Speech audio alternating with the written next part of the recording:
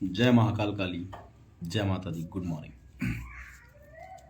आप सभी लोग अच्छे होंगे, इसी कामना के साथ आज मैं फर्स्ट टाइम इंस्टा पे लाइव आया हूँ। और लाइव आने के पीछे मैं आज एक विषय को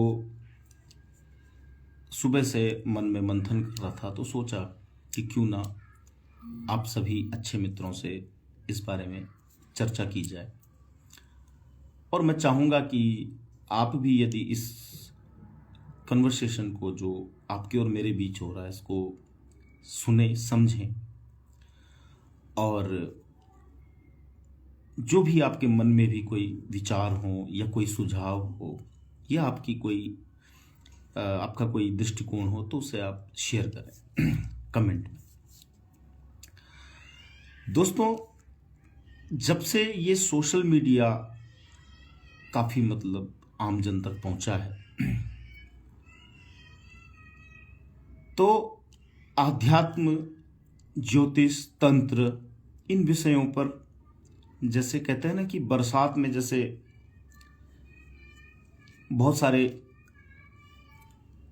जो मशरूम जैसे उगाते हैं, तो ऐसे ही जो है आजकल बहुत सारे लोग लाइव आ रहे हैं। और बड़ा आश्चर्य होता है कि दुख होता है सबसे ज़्यादा कि हम कहते हैं कि नहीं, सनातन को कोई और बदनाम करता है, किसी और धर्म के लोग हमें बदनाम कर। नहीं, मैंने देखा और आप लोग भी देखते होंगे कि हम अपने ही धर्म के दुश्मन बन करके अपने ही धर्म को सबसे अधिक बदनाम करने में हमारा अपना ही हाथ है। देखते होंगे आप आजकल कि बहुत सारे महिला हो पुरुष हो लगे पड़े हैं आध्यात्म के नाम पे, ज्योतिष के नाम पे, न्यूमेरोलॉजी के नाम पे, वास्तु के नाम पे, बस लोगों को मिसगाइड करने। आपने नोटिस किया होगा कि अभी कुछ समय पहले तक सोशल मीडिया में एक ही ग्रह घूम रहा था, उस ग्रह का नाम था शुक्र। अब शुक्र की लोगों ने इतना ज्यादा ऑपरेशन किया, इतना उसकी सर्जरी कर दी कि जब कुछ नहीं बचा तो अब एक नया प्लेनेट आया, राहु। यानी कि लोगों को भ्रमित करने के लिए ऐसे ऐसे सॉल्यूशन बताए जा रहे हैं सोशल मीडिया पे कि जिनका कोई एग्जिस्टेंस ही नहीं। कोई धनिया पिसवा रहा है, कोई चटनी बनवा रहा है, कोई शराब पिलवा रहा है कि नहीं जी शुक्र को करना है तो थोड़ा थोड़ा शराब पिया करो। एक महिला आती है, नाम नहीं लूंगा मैं किसी का, तो ईश्वरीय जो सत्ता है अथवा जो आध्यात्मिक जगत का सच है उससे इतर एक मॉडर्निटी और शॉर्टकट। यानी कि हम शॉर्टकट में इतने बह गए हैं, शॉर्टकट में हर किसी को आज क्या चाहिए? इंस्टेंट चाहिए, इंस्टेंट हर चीज में लाभ मिले, इंस्टेंट मिले। तो भाई आप सभी जानते हैं कि जो हम सनातनी लोग हैं, हमने अपना इतिहास अगर थोड़ा भी जाना है तो हम पढ़ते हैं कथा कहानियों में कि फलां ऋषि ने इतने हजार साल तप किया, फलां ऋषि ने इतने हजार साल तप किया, तब जाकर के उनको सत्य का, ज्ञान का उनके जीवन में प्रकाश आया। और यहां ये उपाय कर लो सिर्फ एक दिन, ये माला सिर्फ एक माला जप लो, लक्ष्मी हो जाएगी आपकी गुलाम। किसी को वश में करना है तो कागज पे ये लिख लो, कलम से ऐसे कर दो, वैसे कर दो। What is this? फिर एक नया आजकल एक और चल पड़ा है, मैनिफेस्टेशन। बस आकर्षण का सिद्धांत कि जिस चीज को आप बार बार सोचोगे। मैंने एक बुक पढ़ी थी, सभी लोग, काफी लोगों ने पढ़ी हो, रोंडा बर्न की एक बुक आई थी, द मिरेकल, और एक उनकी आई थी द मैजिक। तो लॉ ऑफ अट्रैक्शन पे वो आधारित बुक थी। और उसी आधार पे हमारे बॉलीवुड में एक मूवी भी बनी है, बॉलीवुड में, जिसमें एक डायलॉग है, शाहरुख खान की मूवी है, मुझे अभी नाम क्या नाम था उसका मूवी का, अभी याद नहीं आ रहा है। उसमें एक डायलॉग था कि जब भी आप किसी को बहुत शिद्दत से चाहते हैं तो पूरी कायनात आपको मिलाने के लिए, सारी कायनात जो है पूरी हेल्प करती है आपकी। डेफिनेटली ऐसा है, लेकिन इसका दूसरा पार्ट कोई नहीं बताता है। भाई वी ऑल आर ह्यूमन। हमारे अंदर अगर पॉजिटिविटी हम जितना मर्जी भर लें, लेकिन अगर 0.1% भी अगर नेगेटिविटी है तो लॉ ऑफ अट्रैक्शन धरा का धरा रह सकता है। फॉर एग्जाम्पल, सपोज आपको किसी ने बता दिया लाइव आकर के कि भैया बस डेली इस तरह से सोचा करो। लाइक मैं एक एग्जांपल देता हूं, सोचा करो कि आप एक बहुत सुंदर घर में रह रहे हैं, वहां पे हर चीज बड़ी बेशकीमती है, एक लग्जरियस जिंदगी है आपकी, और उस घर में आप डेली अपना जो है रूटीन फॉलो करते हैं, आप आनंद ले रहे हैं उस घर में, सारी लग्जरीज आपके पास है और हर चीज वेल सेटल्ड है, सब महंगी महंगी चीजें हैं, और आप उसी में सो रहे हैं, आराम से बैठ रहे हैं, म्यूजिक सुन रहे हैं।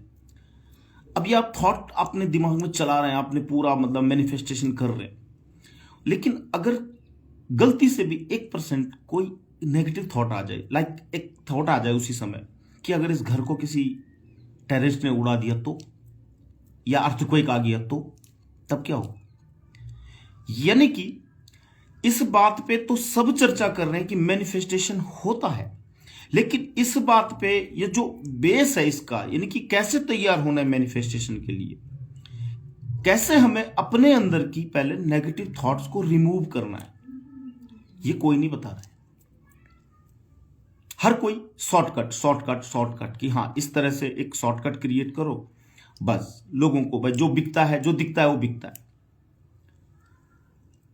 कोई जो है किसी न किसी तरह से अपने मतलब जो है, देखिए एक बात समझ लीजिए दोस्तों कि जीवन में नो डाउट कि हमारी सनातन संस्कृति में जो जीवन के 4 पुरुषार्थ बताए गए हैं, जो मैंडेटरी जो पिलर हैं, जिनके साथ हम लाइफ को एक वेल सेटिस्फाइड तरीके से लाइफ को सरवाइव कर सकते हैं, उसमें पहले नंबर पे हमारे ऋषि मुनियों ने रखा है धर्म।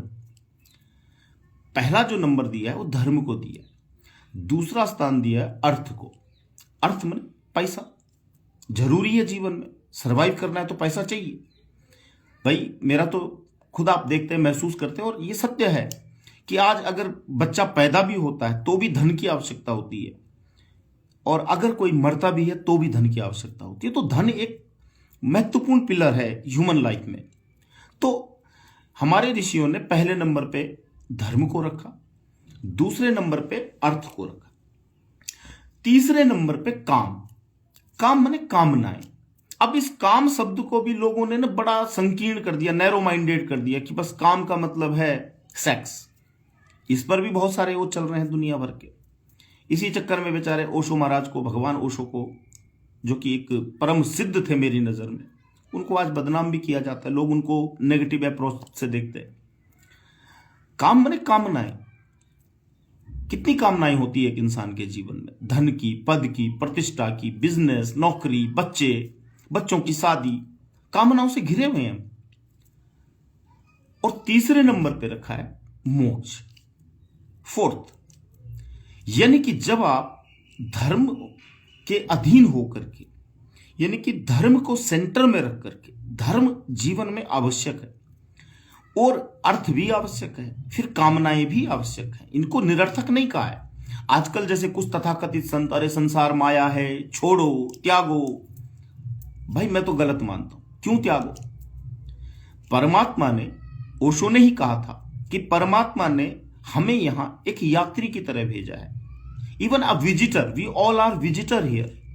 हम एक यात्रा पे आए हैं और यहां परमात्मा ने हमें भेजा है कि जा बेटा, जो तुझे मैं जीवन दे रहा हूं, इस जीवन में जो मैंने ये खूबसूरत दुनिया बनाई है, इस खूबसूरत दुनिया में जो जो रिसोर्सेज है उनको यूज करके, उनको आनंदित होकर के जीना।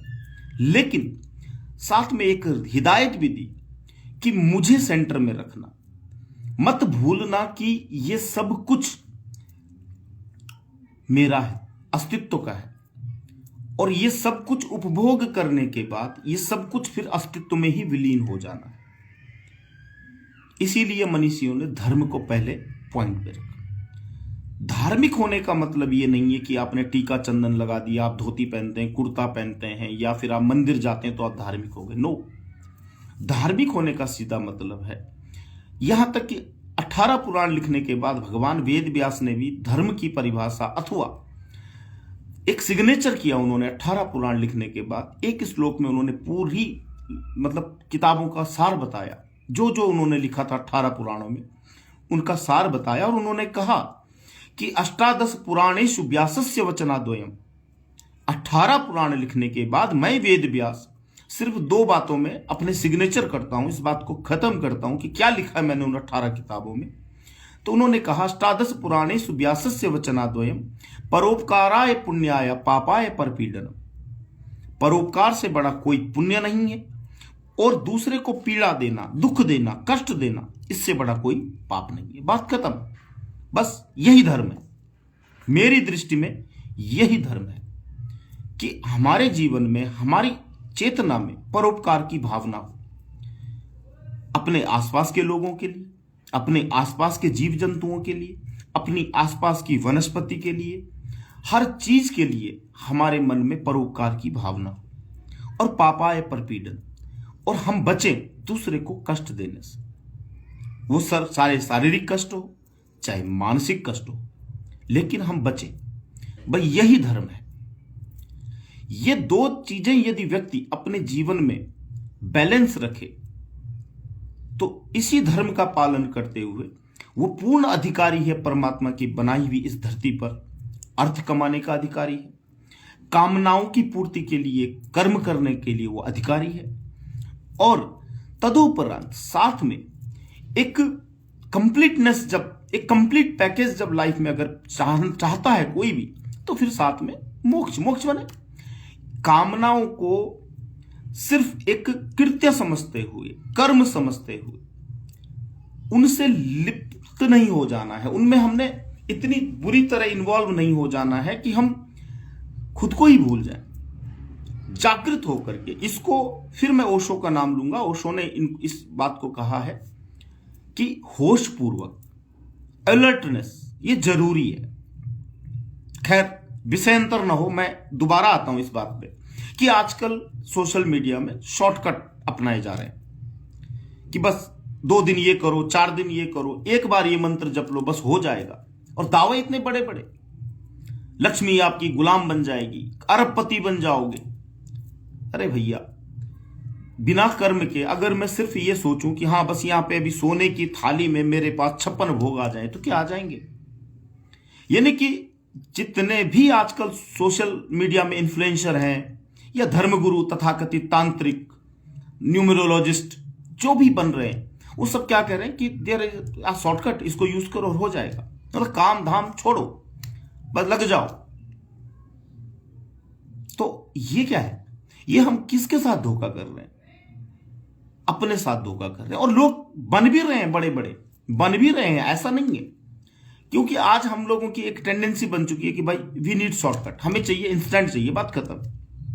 इंस्टेंट वो चाहिए, दवाई चाहिए, इंस्टेंट कुछ ऐसा सॉल्यूशन चाहिए जिससे हमको बस तुरंत मिल जाए।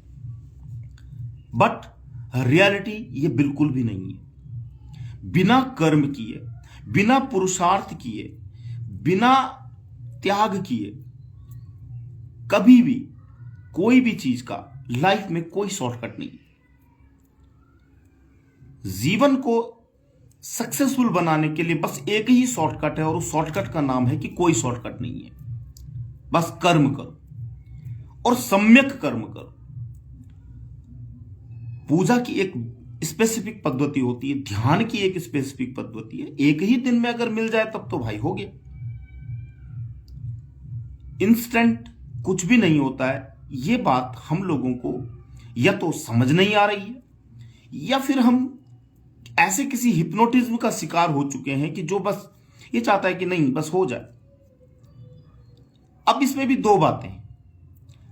कभी कभी क्या होता है कि आपने देखा होगा, अमूमन आप देखते होंगे सोशल मीडिया में कि अभी एक लड़की है, बरकत अरोड़ा करके नाम है उसका, आप सर्च करिएगा इंस्टाग्राम पे और यूट्यूब पे, फेसबुक पे, हर जगह। छोटी बच्ची 8-9 साल की, उस बड़ी जबरदस्त डांसर है। उसका डांस देखो आप, चाहे इंडियन हो, वेस्टर्न हो, क्लासिकल हो, कुछ भी, बहुत बढ़िया डांस करती है।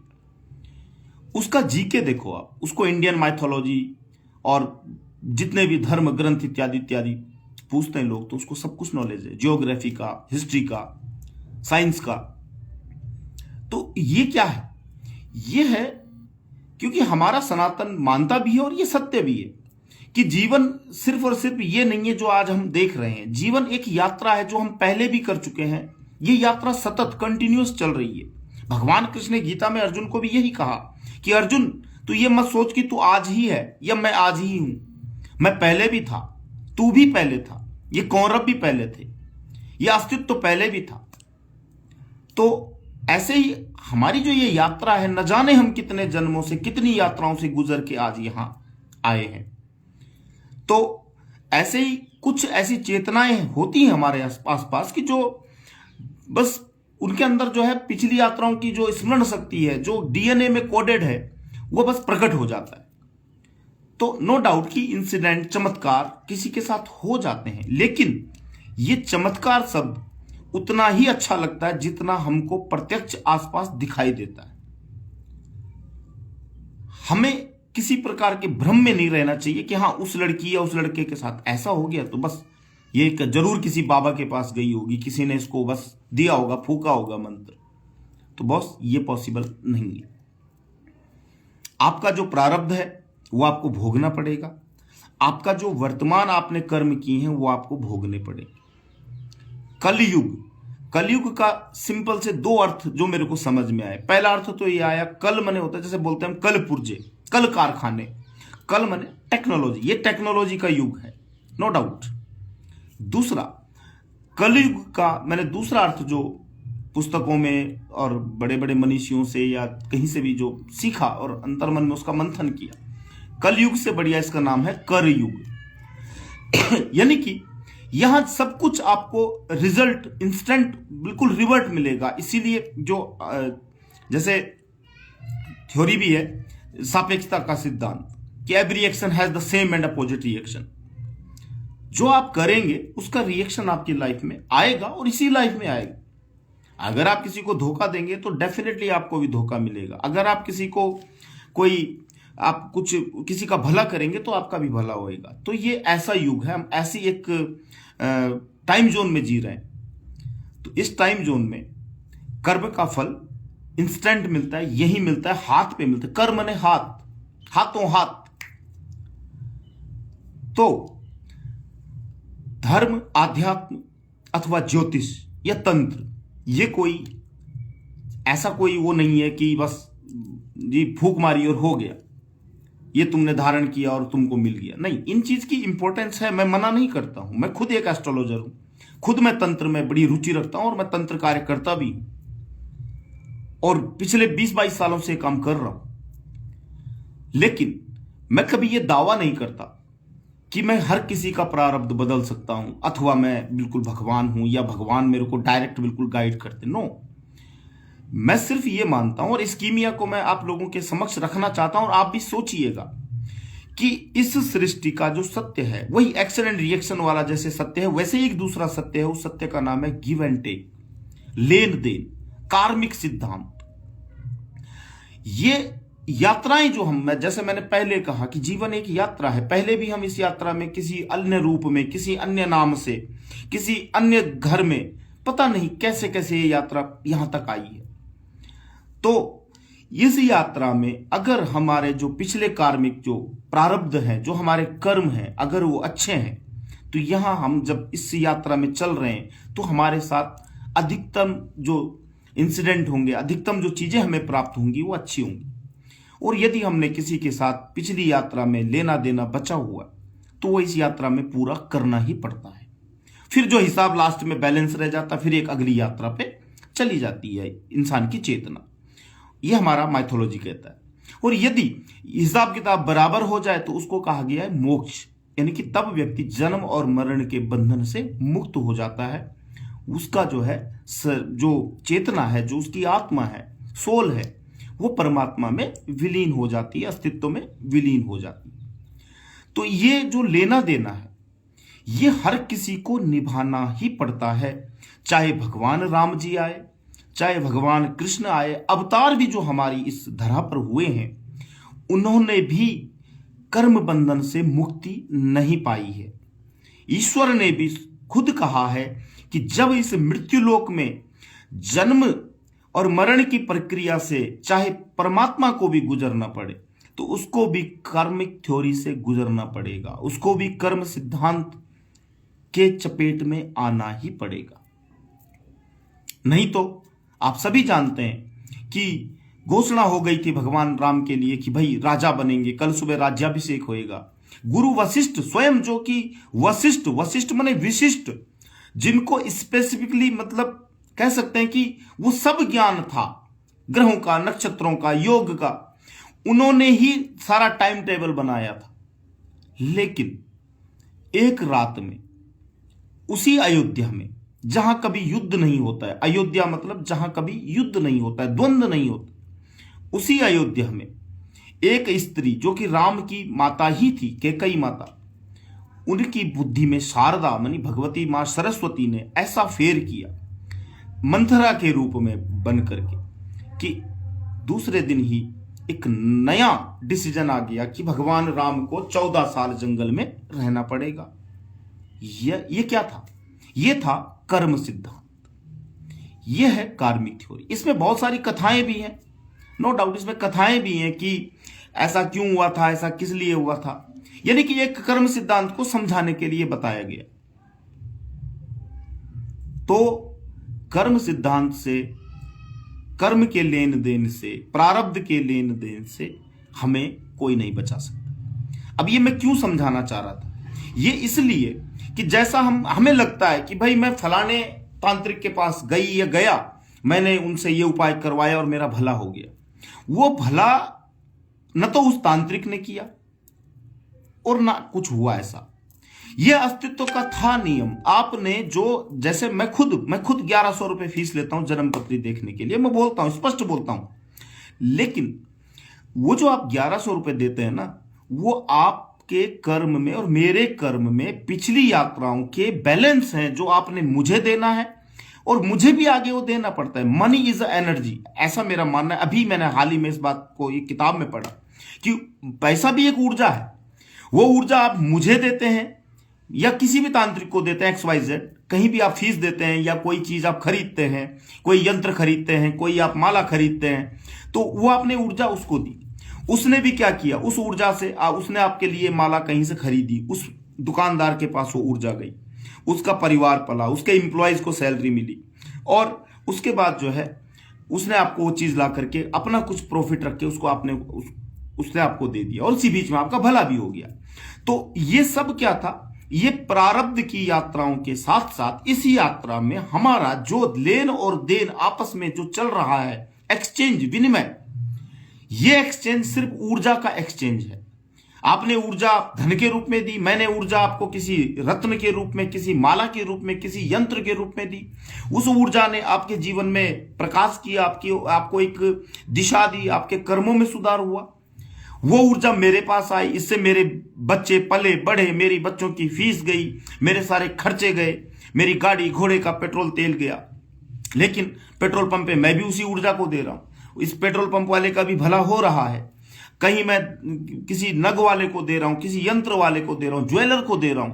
तो ये क्या है, ऊर्जा का एक्सचेंज हो रहा है, बस, नथिंग एल्स। और इसी बीच में एक फ्रूट मिल रहा है सबको, किसी को कल्याण मिल रहा है, किसी के जीवन में जो काम रुका हुआ था वो पूर्ण हो रहा है, किसी की लाइफ में कोई बाधा थी, किसी का विवाह नहीं हो रहा था, विवाह हो रहा है। तो ऊर्जा का एक्सचेंज चल रहा है, बस। इसीलिए मैं कहता हूं कि जब भी दान, धर्म, ये शुल्क, दक्षिणा, ये सब एक नाम है, कुछ भी रख लो। कोई बोलता है फीस मेरी इतनी, कोई बोलता है मेरी दक्षिणा इतनी है। ये सब एक एक्सचेंज है दोस्त, और कुछ भी नहीं है, नथिंग एल्स। और इस एक्सचेंज को हमें कभी ना कभी किसी न किसी रूप में भुगतना ही पड़ेगा, तभी सरवाइव कर पाएंगे। अब अगर हम अच्छे कर्म करेंगे, अगर हम फिट हैं, फाइन है, रोज एक्सरसाइज करते हैं, हमें कोई बीमारी नहीं है, तो हमारा पैसा कहां जाता है, अच्छी जगहों जाता है। लाइक जिम में जाएगा, योगा केंद्र में जाएगा, किसी अच्छी चीज में जाएगा।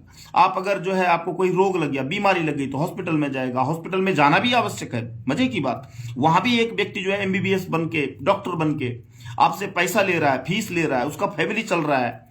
वहां भी जो है वो पैसा क्या हो रहा है, ऊर्जा घूम रही है, बस इसी से ये सिस्टम चल रहा है। तो धन को मैं आज इतना समझ चुका हूं कि धन कुछ नहीं है, धन एक ऊर्जा है, वो एनर्जी कि कभी हम रिसीवर बन जाते हैं, कभी हम उसको जो है देने के लिए एक मीडिया बन जाते हैं। नथिंग एल्स, और कुछ भी नहीं है। यही एक दौड़ है। तो ये सारी बातें सिर्फ और सिर्फ मैं इसलिए कह रहा था कि यह आदान प्रदान भी आवश्यक है, किंतु साथ में यह भी आवश्यक है कि हम अपने धर्म का मजाक न बनाएं। हम इंस्टेंट से हट करके कुछ ऐसी चीजों पे फोकस करें कि भाई आध्यात्म एग्जैक्टली है क्या, उस चीज को समझें। अपनी लाइफ में अगर आप अपने आप को ट्रांसफॉर्म करना चाहते हैं तो नो डाउट मेडिटेशन का बड़ा वैल्यू है। आज बाबा रामदेव, देखिए योगा आज पूरे विश्व में मनाया जा रहा है योगा डे, तो योगा का अपना इंपॉर्टेंस है, लेकिन वो प्रैक्टिस मांगता है। एक ही दिन में कोई सारे आसनों का सिद्ध नहीं बन सकता। तंत्र का अपना इंपॉर्टेंस है, लेकिन तंत्र की एक विधि, एक कीमिया है, उसको आपको पूरी तरह फॉलो करना ही पड़ेगा। पूजा का भी एक विधान है। अब कई लोग आते हैं मेरे पास, महाराज मैं तो 20 साल से महामृत्युंजय मंत्र कर रहा हूं, 20 साल से गायत्री कर रहा हूं, 20 साल से मैं दुर्गा मंत्र कर रहा हूं, काली मंत्र कर रहा हूं, लेकिन फल नहीं मिल रहा है, लाइफ वहीं की वहीं है, कोई भी मतलब जो है प्रोग्रेस नहीं। तो मैंने कहा भाई तू कर क्यों रहा है? जब तू 20-20 साल से किसी मंत्र को चैंट कर रहा है तो गलती कहां है? इसका मतलब कहीं कमी है। कहां वो कमी है उसको फाइंड कर, फाइंड आउट द पॉइंट, कहां पे गलती हो रही है। कैसे तुमको नहीं मिला भाई रिजल्ट, ऐसा कैसे हो सकता है? लेकिन वहीं दूसरी तरफ आजकल सोशल मीडिया में इस मंत्र को 2 बार जपो काम हो जाएगा, ये ऐसा करो ऐसा हो जाएगा, इसको मतलब 2 बार 10 बार, भाई कैसे?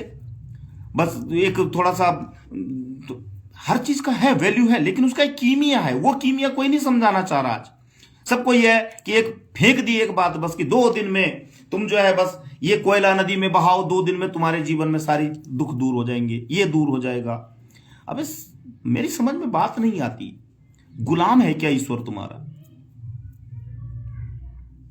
1 किलो मिठाई का डब्बा लेके तुम चले गए हनुमान मंदिर, बाबा केस जितवा दे, 200 करोड़ की प्रॉपर्टी है, ये केस अगर मेरे फेवर में आ जाए तो बस मिल जाएगा, मैं आपको दूसरी बार फिर 1.25 मन लड्डू चढ़ाऊंगा। बस 40 किलो लड्डू में तुमने 200 करोड़ रुपए का प्रॉफिट मांग लिया। सौदा है क्या? मेरा तो यह भी मानना है कि ठीक है रिचुअल्स हैं हमारे, हम परमात्मा से प्रेम भाव में हम उनको मिठाई लड्डू भोग इत्यादि, लोग लड्डू गोपाल की पूजा भी करते हैं, ये हमारा एक कनेक्ट होने का तरीका है। लेकिन बॉस भगवान ईश्वर जिसने ये पूरी सत्ता बनाई है, तुम्हें क्या लगता है वो गरीब है? वो तुम्हारे एक रोट, एक लड्डू, एक फूल, इसका प्यासा भूखा है क्या? वो सब कुछ तो उसी ने बना रखा है। अस्तित्व में जो कुछ भी हो सब परमात्मा का बनाया हुआ है, तो वो भूखा नहीं है। ये सिर्फ हमारा एक भाव है, लेकिन उस भाव में हम सौदा कर रहे हैं। भाई आज मैं मंत्रमाला जप कर रहा हूं इसलिए कि मेरा प्रमोशन हो जाए। What is this? प्रमोशन हो जाए। और दूसरा, इंटेंसिटी और इंटेंशन का हम ध्यान नहीं रखते हैं पूजा पाठ में। हम क्या करते हैं, हमारी प्रार्थनाएं ही नेगेटिव होती है। हमारी क्या होती है, प्रभु हे भगवान, हे हनुमंत देवता, हे भैरव देवता, हे काली माता, मेरे जीवन में बड़े कष्ट हैं, मेरे जीवन में बड़ा लॉस चल रहा, धंधा चौपट हो गया है, भाई इसको ठीक कर। चौपट शब्द तुमने 10 बार बोलना है। लॉस हो रहे हैं ये तुमने 10 बार बोल दिया। मेरे जीवन में कुछ अच्छा नहीं हो रहा है ये तुमने 10 बार रिपीट कर दिया। दिमाग में तुम्हारे वही बातें घूम रही है, बस लास्ट में तुमने एक बार हल्का सा बोल दिया कि भाई ये सब ठीक कर दे, हो जाएगा।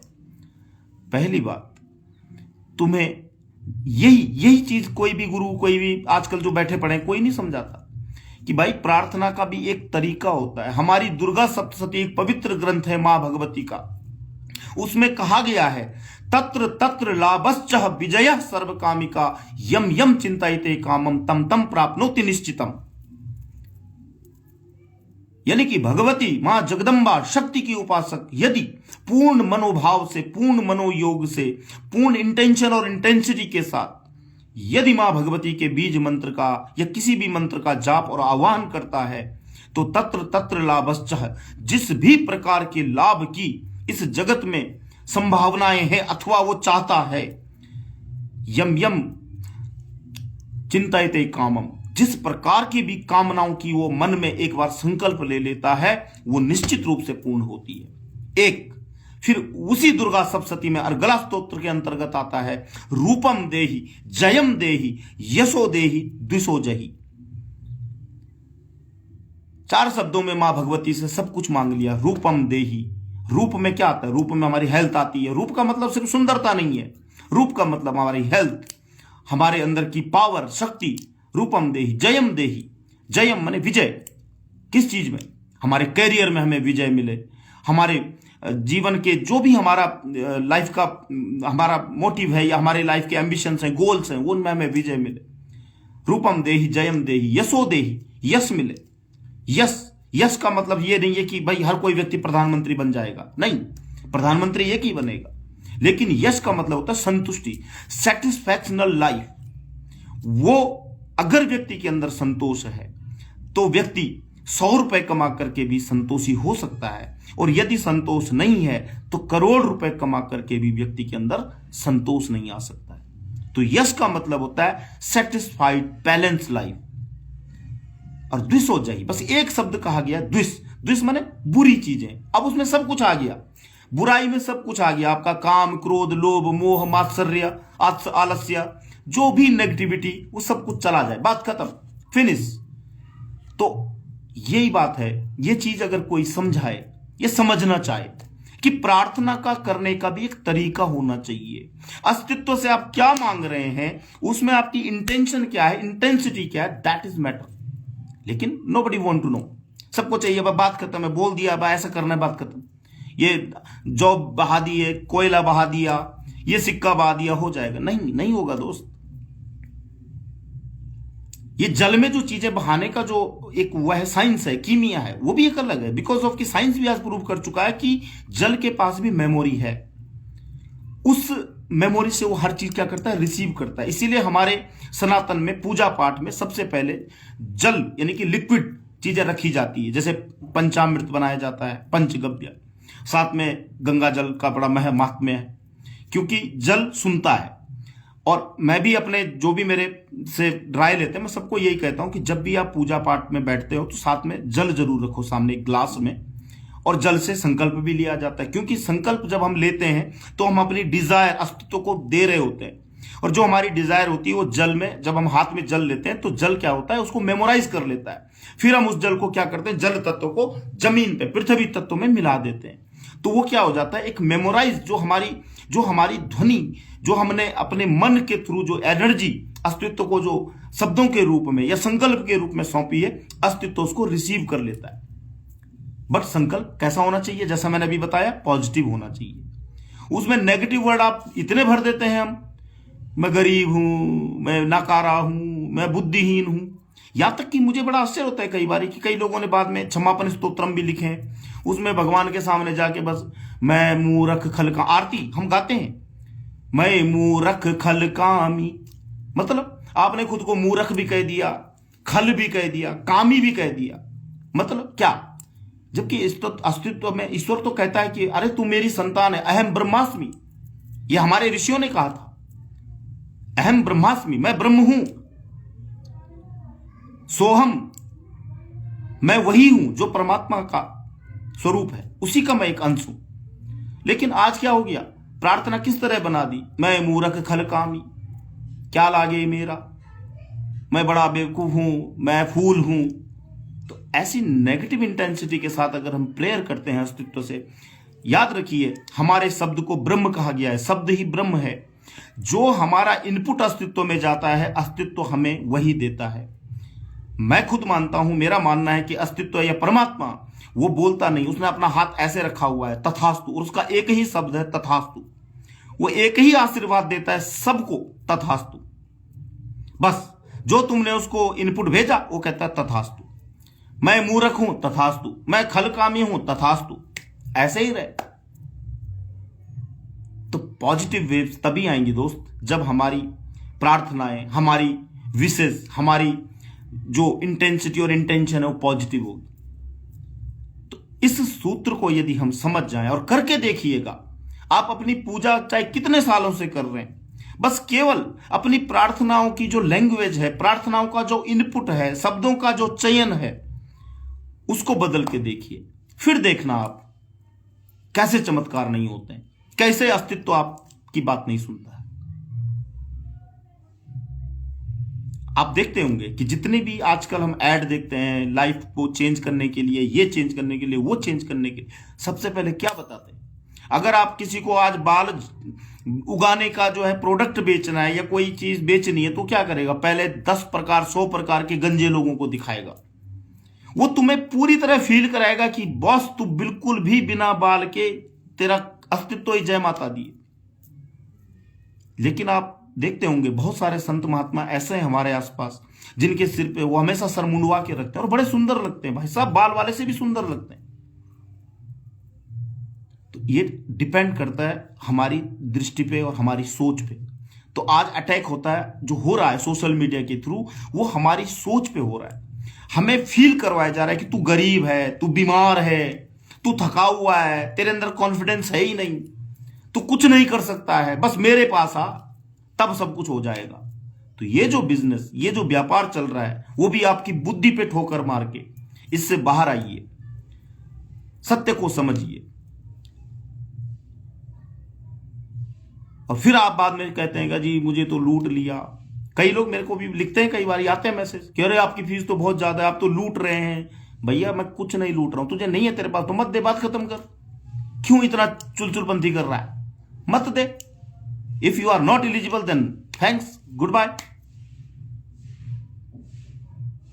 क्योंकि एक दूसरा पहलू भी है इस बात का कि आज सोशल मीडिया में भाई साहब आप जो है 300-400 रुपए का पैक डला के बैठे हैं, नेट पैक, आप बिल्कुल सोशल मीडिया पे आप एक्टिवेट हैं, सब कुछ कर रहे हैं, और जैसे ही बोलो कि बाबा जी मेरे बारे में कुछ बता दो, तो भैया दक्षिणा नहीं महाराज मैं तो बहुत गरीब हूं, जहर खाने के भी पैसे नहीं। तो अरे हरामखोर, जब जहर खाने के पैसे नहीं तो यहां क्यों जगमरा रहा?